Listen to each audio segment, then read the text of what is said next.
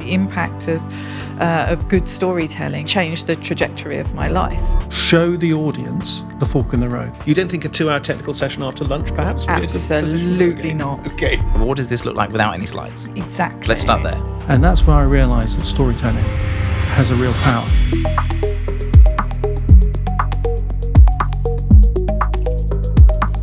Welcome to Event Inspiration, the podcast for event professionals.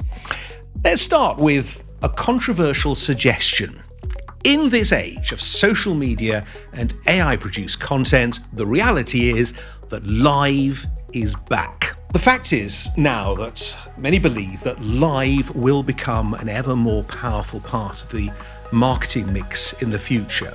Of course, sadly, the fact is, and we know this, not all of our memories of live events in the past are great memories. So if live is now what's wanted and what's needed, how do we make it better? How do we transform the way people connect? How do we reimagine events and take them to the next level in terms of audience engagement, return on investment, and of course, the desired outcomes? That is what we're here to explore with you in this podcast and hopefully inspire you with.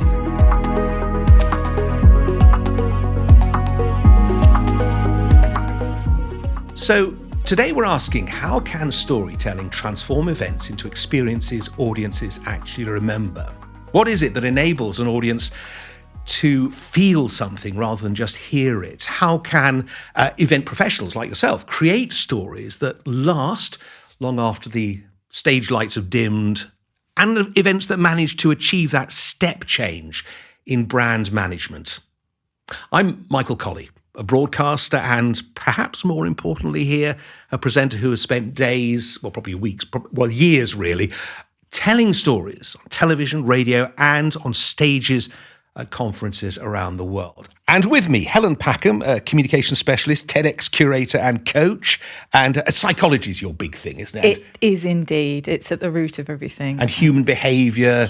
Why we do what we do and behave the way we do. Our DNA. That's exactly it. We will talk about it. Toby Moore, organiser of TEDx Brighton, which is one of the biggest TEDx events It's one of the biggies in Europe, isn't it? And you specialise in curating really the entire event journey, making sure the whole thing works? Yeah, it's the experience that everybody has, from the audience to the speaker to the people taking part as volunteers. We'll talk about the frameworks that really, hopefully, make that unforgettable.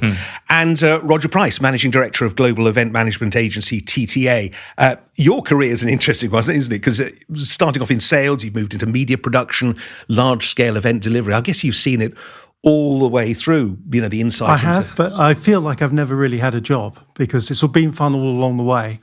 But learned a few things along the way as well. And we will talk about those. So together, the four of us, we're going to explore why so many events fall flat, the science and strategy behind making them memorable, and the practical hacks you can apply to your next event. And later, our guests will be opening the big envelope of inspiration. The excitement that will bring when we get to that. Okay, so start of a 10 or perhaps 30 seconds on this. Just tell us, if you would, your top line, your background on storytelling, your philosophy on storytelling. Helen, let's start with you. I really believe that every single human being has it as a skill within them because it's firmly rooted in our DNA. Back to the DNA again, because I suppose we started with storytelling. We were told did. stories when we were little.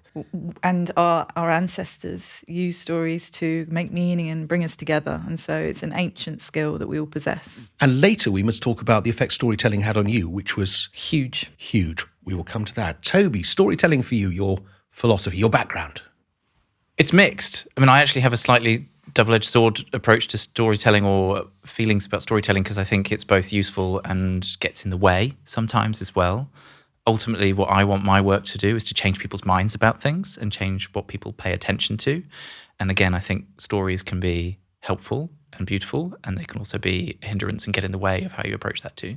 Wow, that's interesting. I thought you were going to be plus for storytelling, but you're actually saying there's a way of even getting that wrong. There's a way of getting it wrong, for sure. Right, well, we'll work out how to get it right. Roger, storytelling, the importance as you see it. Well, I've spent the last 20 plus years working with clients who want to influence decisions, change behaviours, change perceptions.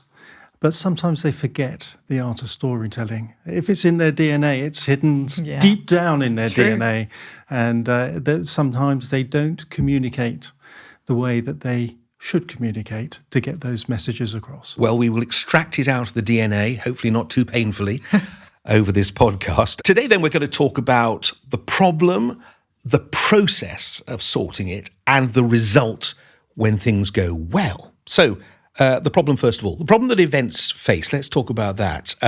The many problems they face. Events are expensive, fact, we all know that. They bring people together, they're packed with content. So often they don't connect. Toby, at TEDx, you curate whole journeys. What do you see going wrong in terms of emotional connections? I think one of the biggest things that gets in the way, specifically with a TEDx brand, and I'm sure this translates into other things, is why is someone on stage? And why have they chosen to be on stage, and why has somebody else chosen them to be on stage? And sometimes having a gift for presenting or public speaking or storytelling can get the wrong people on stage. And really, if it's all style and no substance, what is it achieving other than just wowing people for 30 minutes, 40 minutes, and then it becomes unforgettable? So when you're trying to create an event, I suppose one of the things you're looking for is who are the people who are going to bring value and not just being there because they want to be. With TEDx, we have what we call the T-shirt test. Like, have they been there and got the T-shirt? And if they haven't, then we can't include them but it's so often, like if you go through for every TEDx video that's got 1 million views on it or something, there is another 300 TEDx videos that have almost none. So there's this body of content that hasn't engaged in the way that we perhaps traditionally think that it does, and a lot of that is to do with the format of events and the way that people choose who gets to go on stage and the way that people self-elect themselves as people that are worthy of a stage. Wow. I love that. People self-elect themselves. Helen, you're nodding there. Tell us about the psychology behind what Toby's saying. Well, there's a lot in it in thinking about zooming out with an event and the curation of the event, and therefore what energy is brought to the event. And so therefore having an overarching purpose, an overarching message that brings each speaker together is really important. But I feel that energy is one of the most important things to bring. I've been to quite a few specific industry events recently, and there seems to be a mixture, a hodgepodge of speakers who are up there because they have to say something, they have to share something with that audience. It's important for them to be there, but the way in which that information is delivered falls flat. The energy is low. They're reading from notes. Nobody's absorbing the information.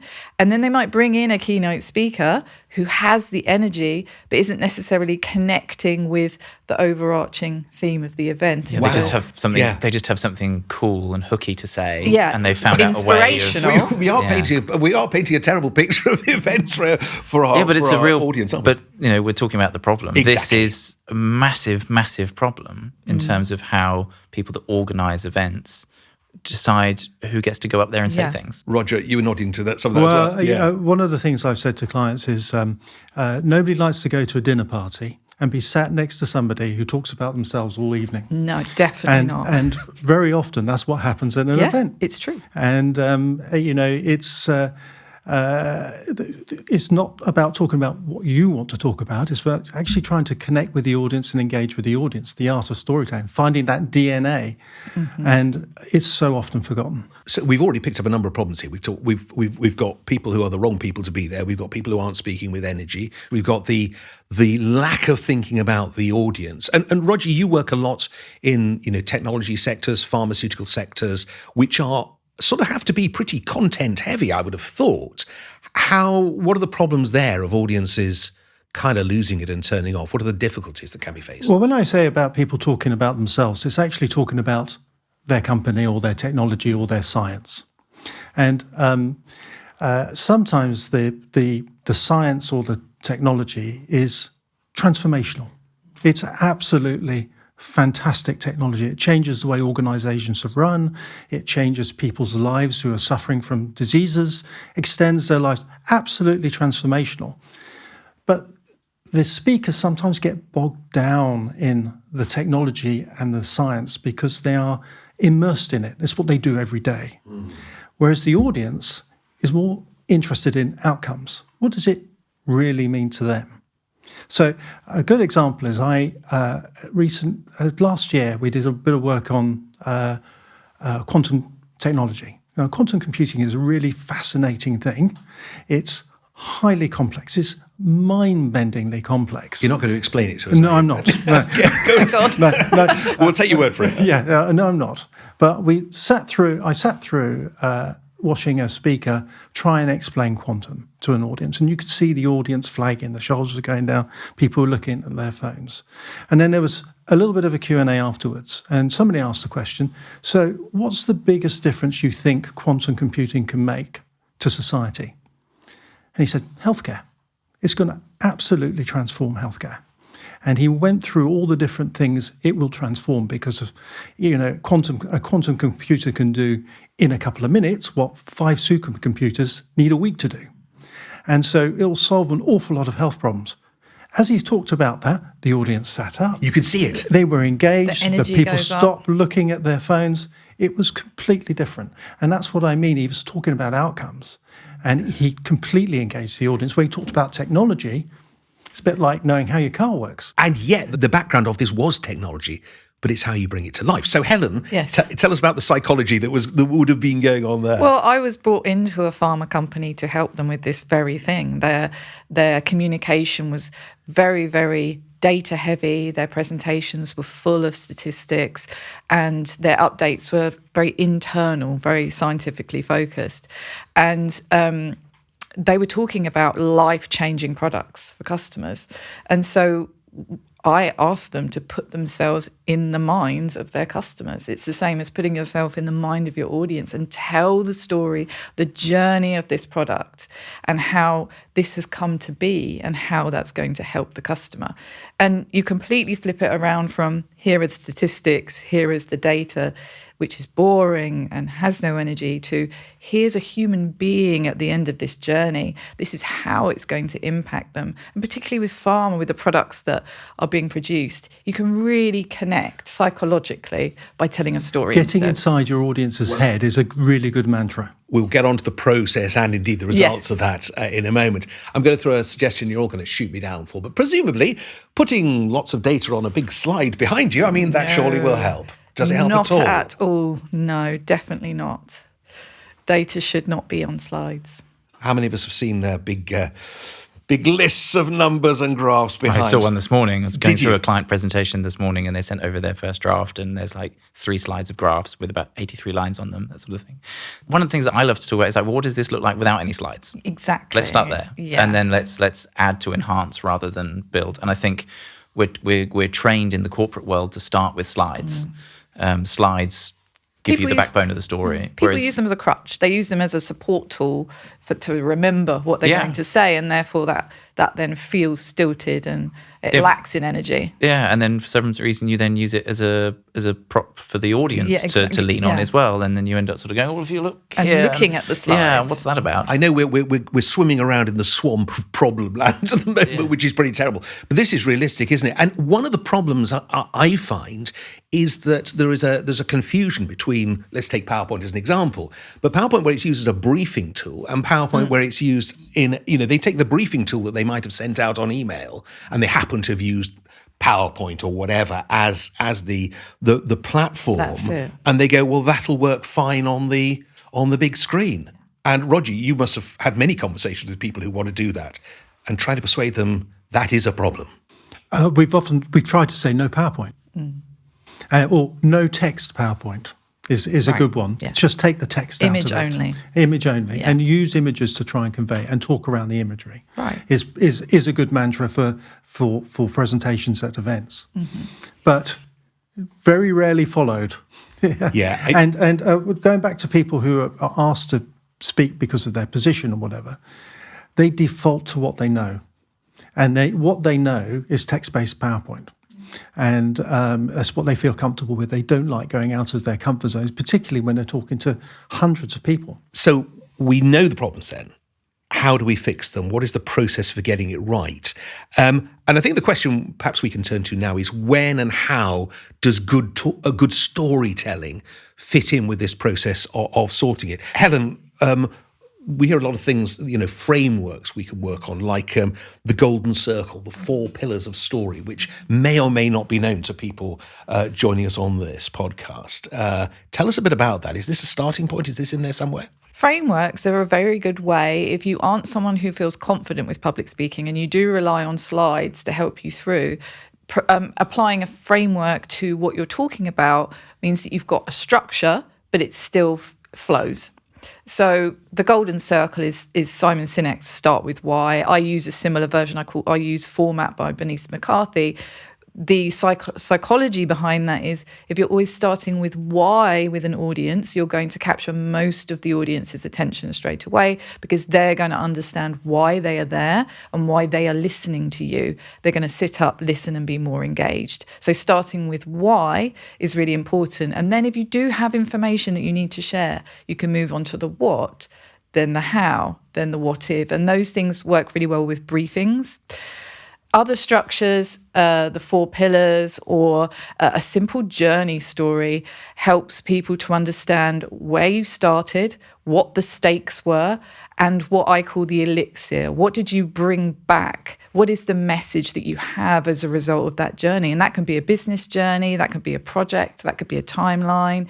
It's what you're bringing, what you're giving to the audience as a result of that journey. And when you talk about these frameworks, is this a framework which you have in your mind to keep you going through it, or is this a framework that you're sharing with the audience as you go through it? It's in your mind. So it's your way of sharing the story. So there are key points on that journey. You're including key things. You're putting the audience in the story. You're helping them understand what they're feeling, experiencing, what they're going to do as a result of that. We must talk in a moment about sort of going back to almost ancient history and the development of storytelling. Yes. So I'll come back to that in a second. Toby, is that the idea of putting frameworks in and making sure that... Yeah, I mean, I love a framework. Oh, go on. But just to pick up, I have a very unpopular view on the Simon Sinek Start With Why, which is I don't think you should start with why. I think starting with why is something, I think the idea behind what Simon Sinek was trying to get across is much more internal than it is external.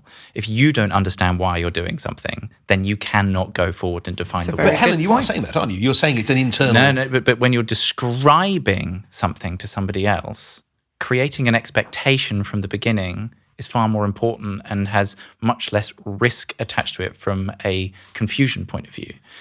Do we agree that the starting point is actually working out where your audience is on this, starting where they are? Not always. Oh. I think particularly if you're doing a talk, an event, you start with a bang. You start with something that really connects with the audience. It could be something out of context. It could be a middle of the story that you're going to then come back to. You start with a bang to draw them in, and then you might talk about something about why, but you really go out and connect with the audience in a powerful way. I think that's almost what I'm trying to say, is that it's what's that hook moment, and the hook comes from creating an expectation that if you stick around for the next 10, 30, 60 minutes, I'm going to meet that expectation. And if you can make that expectation feel really impossible, the better. Right. So, let's analyse what we're doing here. We've actually started this podcast with the problem. Yeah. And Roger, is that a good starting point for an event as well, to start with the problem and work through what are we going to do about it, or does that not work there? So it's very interesting because I don't know any of these structures which you're talking about, but I've kind of landed on them sort of myself over years of writing video scripts, because in a video script you've got 2 minutes, maybe 3 to tell a story, and so everything counts. And so my technique was always to try and engage the audience at the very start by setting up the problem which they're facing. So if you like, that's the why. Mm-hmm. What's the challenge? Yeah. When I've been involved with scripting for events, it's exactly the same. What's the challenge which the audience is facing? Articulating that challenge, and you kind of get a bit of empathy with the audience building there, because they say, oh, this guy knows what I'm facing in the clinic, if it's a bunch of clinicians, or if there are digital professionals, what they're facing in meetings in their organisation every day when they want to be more agile, they want to bring out products faster, but they can't because the IT can't keep up. And in video production, in media production, you've got to capture the audience right at the beginning. You've got seconds. Yeah. Seconds or they're gone. Whereas in an event, you've got a little bit more time. But it sounds like what you're saying is that it's the same technique. The same technique. It does still apply because, video particularly now, it has to be so immediate. But at an event, I think it's the first couple of minutes, an audience decides whether they go on a dance with you or not. Psychologically, they're going to connect with you or not within the first couple of minutes. And of course, we all want things a lot faster, don't we? And you must find this, creating events, you want to hold people on through the whole event. 10-minute presentations as well, we shrink our presentation length every single year. Do you? Yeah. And that's partly because the audience is changing. But also it's a challenge because it's kind of like, okay, we've got this complex issue, and the shorter amount of time that we give the speaker to describe it, the more clarity and that they're going to show up with. If you give them an extra 4 minutes of waffle room, they'll take it. So, and some of the tools that I found most useful is and I try and establish this as quickly as possible when working with somebody new, is what's your fork in the road moment. And this for me is like where that's that thing, and it's a sort of. It's that sort of packaging up the what and the why together, I guess. But it's that, what does the world look like without the change that you're describing? What does the world look like with the change that you're describing? And if you can get that picture across to the audience in the first 60 seconds of your talk, of your presentation, that's your very best chance of helping the audience decide whether they're going to come with you on this little presentation journey. So the fork in the road, really showing people what will happen if they do and what will happen if they don't. Yes, yeah. And that can be unpacked into an invitation to join you on that journey. It can be unpacked into the story that you've already been on to go on that journey, the story that you're about to go on, and so on and so forth. And have you seen that make a difference with audiences? Yeah, massively so. It makes a difference with the speakers to start with, because then they have instant clarity over what they're trying to achieve on stage. And to come back to that word, attention, and attention as a cause-driven word rather than a attention-seeking or a characteristic kind of word. Is that something which could be that fork in the road idea? Is that something which can be applied? I can see it in TEDx events, but when you're dealing with something which is technical, pharmacological. Well, what decision are you asking the audience to make? Are you asking them as a group of customers to buy the thing? Are you asking them as a group of investors to resource the thing? Are you asking them as a group of scientists to pay some scientific effort to this thing? And if you can't get them to imagine what the world looks like having done that, then how are they supposed to understand whether that's the right choice to make? Roger, from an agency point of view, what creative techniques do you use to keep an audience engaged? Well, bizarrely, and I didn't know you were going to say that about the fork in the road, I've used that expression so many times when trying to get a client not to throw everything into a video or into an event presentation, and actually to try and trim it down to something which actually makes a difference. Less is more. And less is more. What's the expression? I didn't have time to write you a short letter, so I wrote you a long one. Yes. So the fork in the road that's the pivotal moment. It's such a really good expression to try and focus a client's mind on what they need to do. Show the audience the fork in the road, the before and the after. It just feels like such an open goal in something like medicine and pharmaceuticals, because you're talking about people's health. Like on the way here in the car, I was listening to a Radio 4 show about Parkinson's. And there was a solution that they were going to present into the program, which was around using nanotechnology or something. But like the first 20 minutes of the conversation was just all about people's experiences of Parkinson's. And also the woman that they were interviewing, they talked about her childhood, they talked about her parents growing up in India, they talked about her going through school, like all of these sorts of things. And it just added so much texture and believability to what was going on. And then when she starts to go, and now we've got this interesting technology that we're looking at where we can examine this data and this data, you already believe that whatever she's going to present is possible. Whereas if you can't get people to believe in the person, then you can't get them to believe in the idea. Okay, so we're talking about some of the processes we can use to get this right, and I want to come on to some sort of quick hacks in a moment. But Helen, let me come back, because this has been in my mind. This you've been talking about DNA, and you've been talking about the fact that this is sort of built into us, almost I can see cave people. Telling stories. That's right. Where does this come from? The ancient idea of storytelling properly. When we were cavemen, we were hunter-gatherers, thousands and thousands and thousands of years ago, we made meaning and created safety and psychological safety within our tribes. And those tribes were governed by myth and legend around storytelling.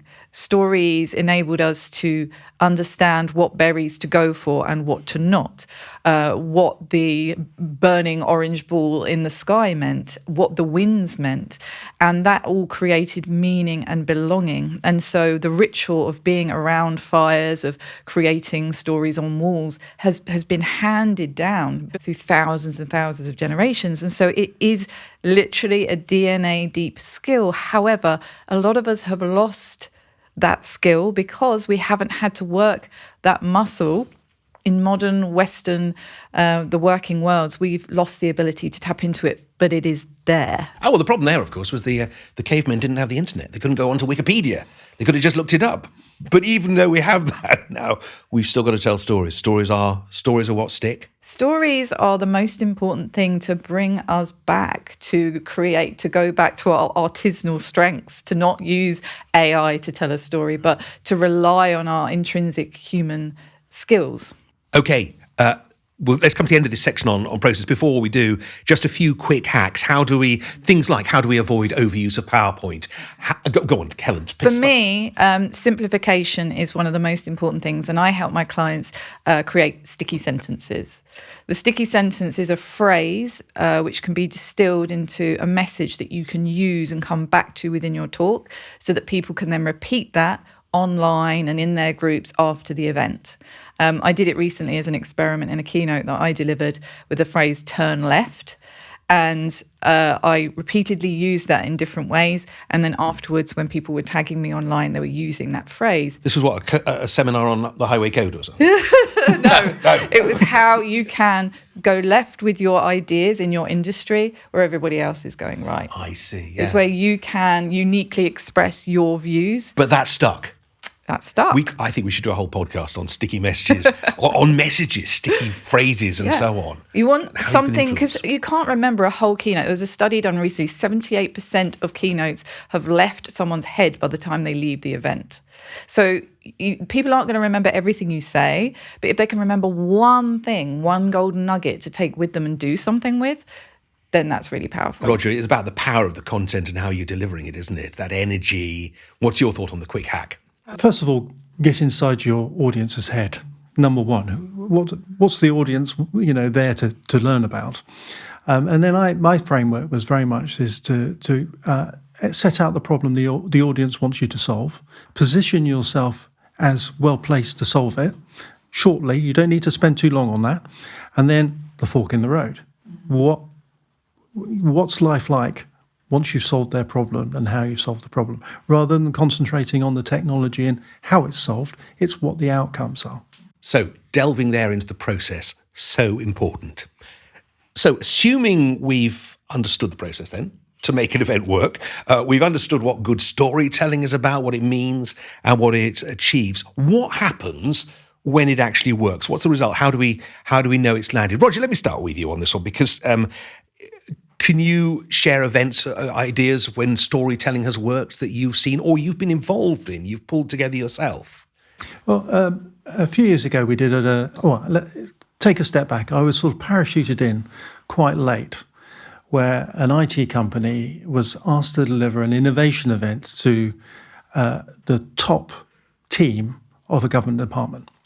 And they'd heard that another supplier had recently done their innovation event and it had been a disaster. All they talked about was the technology. And the person running it brought me in because all her team wanted to talk about was the technology. And I sat into a briefing, and they went through all these sort of 18 or 20 things they wanted to talk about. And how I turned it around, I said, we've got to change the lens, think about what the customer wants to hear. And I said, what keeps them up at night? What stops those top mandarins from sleeping? And they came up with 4 things. And we then took the technologies which solved those 4 problems, and we had a structure. We then did a before and after video, a little sort of demonstrating the fork in the road, if you like. Yeah, effectively. So we did to each section, we produced a little drama video which set out life as it is now. So you create the empathy with the audience. They understand it. Oh my goodness, that's what we're experiencing right now. Then the panel talked about the technology and how all those problems could be solved. Then we showed an after video of what life is like and how life has changed once all those technologies are put into place. And we did it to a very elite group of, I think, about 15 or 20 people, but an awful lot was invested in it because they were the decision makers. And it went down really well. And they were so pleased with it, they asked for us to re-deliver to the wider team at a later date, 2 or 3 months later. And so we ended up doing the whole event again to 150 people of all the sort of lower levels and the influencers. And I think it just shows that by creating empathy, by not concentrating on the technology all the way through and showing outcomes, can have a really big impact. And it was pure storytelling. And the impact is not just on the people in front of you. It can impact a whole company's philosophy, can't it? On how you actually engage and how you're getting messages across. What about, can you, psychology head back on again? I mean, can you tell when there's an energy change, when it lifts the room? Can you feel that result and what it means? You can, and almost, the impact of good storytelling is in the energy that it creates, and it's almost about thinking, what is the audience going to see, feel, and do differently as a result of this story, as a result of this idea? Words have the ability to change lives, and so therefore, through speaking and through events, you can change lives with the words that you use. And ultimately, if someone's inspired to do something different, to feel more hope, to feel inspired to take action, to do something as a result of those words, then that's the impact that you want to create. Toby, I want to come to you in a second about what this means, because you reach millions of people online in what you do. So come to that in a second. But Helen, you talked there about changing lives. And for you, that's very key, isn't it? Just tell us how storytelling actually changed your life. Storytelling did change my life, and I always have to shout Toby out as being part of that, because it was in sharing my story after going through a real period of difficulty, running away from my corporate career and being diagnosed with an anxiety disorder, coming back from that and setting myself the goal to do a TEDx talk. In sharing that story, that was completely pivotal in my life. It was an ordinary story. It was about motherhood and it was about identity, but it could relate to people so much that it changed the trajectory of my life. Understanding how to share a story, or just sharing it and being vulnerable in sharing that story, connected me with so many people all over the world and channeled my path.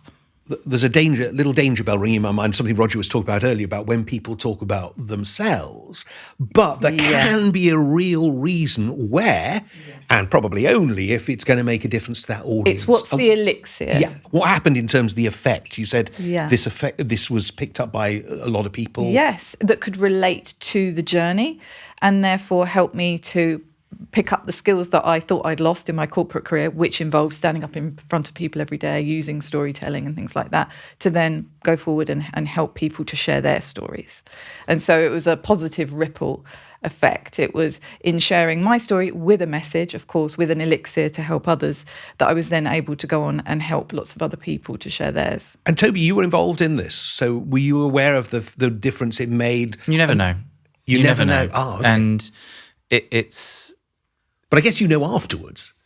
And you know what you're sometimes aiming for. not. Like these things have lives of their own, and my focus is very much what's going on in the room. And I like to think that You can feel when a room is changing its mind about something.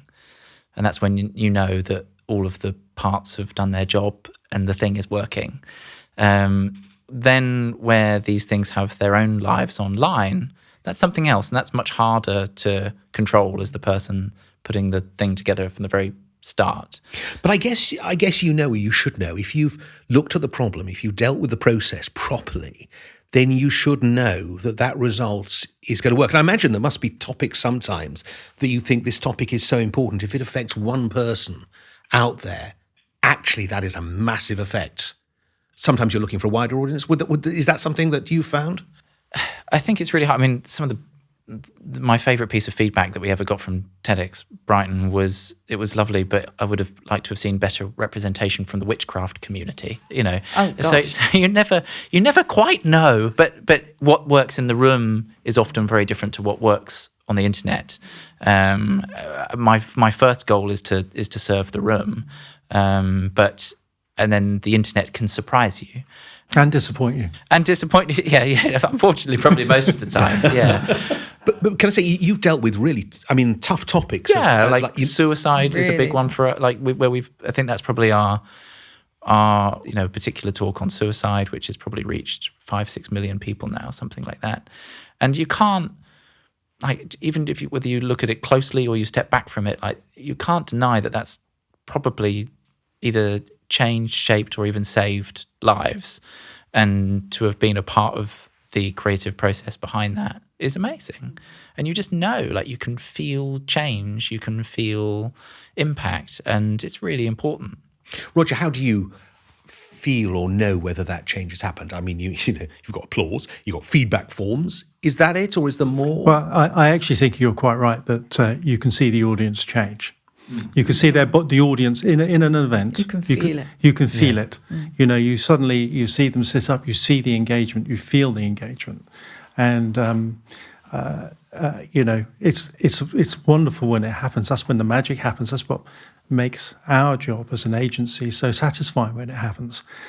But there is one story I want to tell. We produced a film for the Royal College of Nursing Dignity campaign. And, it was to actually try and encourage nursing staff to show more dignity to their patients. And one of them was, showing somebody, having to go to the toilet when several people were watching, being taken seriously when they're wearing pajamas and so on. Anyway, I showed a rough cut of this film to somebody who had gone through multiple cancers. He was working as a consultant on something we were working on. I said, have a look at this to see if this resonates with you. And he watched it and he started crying, properly sobbing. And he said, I'm sorry, I'm going to have to leave the room. And came back and he said, that's so impactful. That's exactly what I've been feeling for the last 3 years. And that's where I realized that storytelling has a real power. The problem is when it comes to things like suicide and dignity in hospitals, it's a very emotive subject. We all connect with it. The challenge is we have to deal with on our daily events with technology and things which people want to sell or science behind pharmaceutical things. And it becomes very difficult to get that level of emotion and emotional connection into those subjects. I have to say that really impresses me, because you as an agency, you could easily fall for or accept let's make a 1 hour long film and travel around the world and do all sorts of stuff. And you actually said, those small stories of real people will make the difference. So that's the result of good storytelling in events.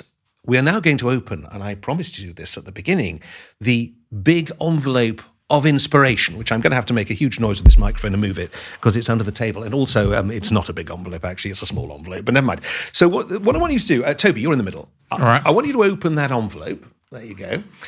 And inside the envelope, I'm going to give the three of you a scenario. Yep, you tear away and open it. So in the envelope, there is a scenario of an event. We're just going to, if you can just read that to us. Is it a very difficult envelope to open? It's been sealed. So read us this event. And what I want to know from each of you, just a few thoughts. When this strikes you, this scenario that Toby's about to read, he's having a quick sneak look at it now. What are the problems that strike you? What's the process you think you might have to go through? And what is the result you'd like to achieve? Go for it, Toby. You Okay, can our scenario is a major technology company is hosting a European customer event in Amsterdam to launch a new series of products. The aim is to bring around 400 key clients together and strengthen relationships across the region. The CEO is keen for a number of members in their senior leadership team to speak throughout the day. In particular, the CTO has requested a 2-hour session, and the CEO plans to personally close the event with some final thoughts. Okay. Helen, I noticed your eyes sort of tighten and you winced a little at one particular. Well, okay, just run through very swiftly, but what's the problem, what's the process, and what's the result? The problem is it could be death by PowerPoint and then a 2-hour drain of energy for everybody involved. And so I would tie all the leadership stories together. They have short interspersed talks throughout the day that are all linked together. They're all stories. And the 2-hour session would be massively reduced. And it's got a nice overarching theme. You don't think a 2-hour technical session after lunch, perhaps? Would be a good position? Absolutely not. Okay. So you spotted a number of things there. You sort of the process you'd go through. Toby, do you want to pick up on that? What's your thought with that challenge ahead of you? I think customers want to hear from customers. So let's if we're looking at it through the lens of storytelling, and I think this is something that, and this is where my sort of bone of contention with storytelling comes in, is that you have experiences and you have stories, and we're thinking about cavemen and so on from your point before, Helen. Like, stories aren't necessarily true. Experiences are based in truth. But surely it's about putting those experiences into stories. So exactly. So how do you tap into the experiences of the customers and bring that to life through the stories? Yeah. And the result you would hope to achieve by that in that scenario? A strengthened sense of belonging for the customers within that organisation. Okay, Roger, CEO wants his senior leadership team up there talking to the masses. I feel for the person organising the event because they have got directive from senior management to do certain things, which they may know is wrong, from their experience is wrong. The agency may tell them it's wrong. And they've got to battle internally to change minds, to show that there is a better way of doing this. So I really understand and I have empathy with the dynamic of these things. And those are conversations, perhaps, I'm sure your clients are excellent understanding and so on, but sometimes you do have to change a few minds to make people realise. Yeah, you do. And it's not, often the person we're speaking to is the person who completely gets what we're saying and understands what the agency is suggesting, but actually winning hearts and minds with people who often have no experience of delivering events, no experience of delivering agencies who think they know best. And I really feel for event organisers who have to deal with that problem. And the result you'd hope for, how many did we have? We had 400 people or something in Amsterdam. What would you hope you could get out of that event? Well, I would hope I would hope they would leave that event and remember one thing properly. So they really go away with a clear message. The sticky sentence. A sticky sentence, a sticky memory. That is rather than there's a very big tendency to just throw everything at the wall and hope that something sticks. So we promised you some hacks, some tools, some good approaches to get this right, some practical skills, some practical tips. Your top tips then for making an event work. Helen, what's one way to simplify complex content to get it to work? A really great way of simplifying complex content is to use a metaphor or an analogy in replacement of the data or the information you're trying to convey. So just swap that out and already you've got your audience engaged. And quick hack then, Toby, for turning something that could be fairly dry into a TEDx-like event. It's learning to separate message from story and being able to look at your stories in a way that, which I like to call the story catalogue. It's sort of, or like Post-its versus Polaroids, and Post-its are your message, your ideas, your Polaroids are your story. And then you get to visualize how you move those around to structure the thing that you want to explain. And I think that's the number one hack and the biggest aha moment that I see with almost everyone that we work with is when we give them the opportunity to separate that out, and the message becomes, this is the risk, this is the opportunity, and the story becomes about belonging and believability. And Roger, if event organisers, listening to this could do one thing to improve their storytelling, the technique they're using, the stickability of what they're trying to get across? Any thoughts on what that would be? Well, encourage their speakers not to rush out a long letter, but to write a short letter, and really take the time to say what they want to say in the shortest possible time, rather than filling out time. It does, I have to say, it brings back to me an event I worked on where a very senior CEO who seems to be running the world now in America, no, not that one, said to me once in an event, the audience will forget everything we tell them, which is a bit sad, and I think one could work on that. But I want them leaving walking on air. And he'd got the essence of that. It was that you have to enable people to come out feeling wow at an event. Yes, hopefully remembering one, maybe more, but it's, Roger, the wow factor, the difference it makes? The wow factor makes a huge difference. And when you've got a client and an agency working together to actually deliver the wow factor, it's a great experience. It's what we do it for, but it's not always possible, because producing events is very difficult. You've got to recruit an audience, you've got to engage an audience there. It's very complex. Everything could go wrong. So to throw something which is a little bit different, a little bit risky into the whole setup, a little bit what the senior management don't want to do, it's another risk. And it's, I suppose my tip is to be brave. Lots of thoughts. I hope that has inspired people. That is the idea of event inspiration. Helen Packham, Toby Moore, Roger Price, thank you very much indeed. So today, I hope we've learned that memorable events aren't built on slides or slogans, but on emotion, bravery, and story. And whether that's simplifying the complex or designing formats that inspire or turning the lens towards the audience, storytelling is the delivery system. And today we've explored why so many events fall flat and how storytelling can transform a conference or an exhibition into something audiences actually remember. Now, if today's conversation has sparked ideas for your own events, or you'd like support in turning content into meaningful experiences, you can find out more at tta.live. This is Event Inspiration by TTA. Until next time, thank you for joining us.